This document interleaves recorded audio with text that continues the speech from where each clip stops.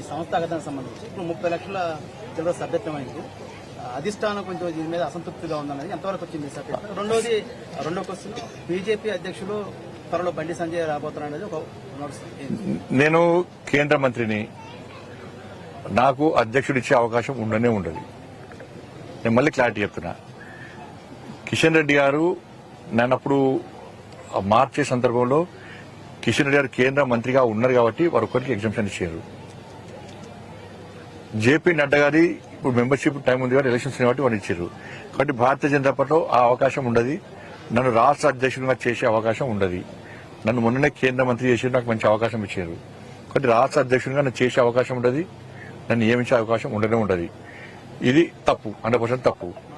Membership విషయంలో Bharatiya Janata party పోయినసారి కంటే 3 ఇంతలు ఎక్కువ మెంబర్షిప్ చేసినాం. మేము కేంద్ర ప్రభుత్వ కేంద్ర నాయకత్వ టార్గెట్ ను రీచ్ అయినాం ఆల్రెడీ. కాబట్టి మొదట్లో కొంచెం తక్కువైనప్పుడు కూడా మా మెంబర్షిప్ ఇన్ఛార్జ్ అయినటువంటి రామచంద్ర గారు చాలా కష్టపడి పనిచేస్తున్నారు, చాలా ఇష్టపడి పనిచేస్తున్నారు, పూర్తి సమయం ఇచ్చి పనిచేస్తున్నారు. కాబట్టి 30 లక్షల మెంబర్షిప్ దాటింది.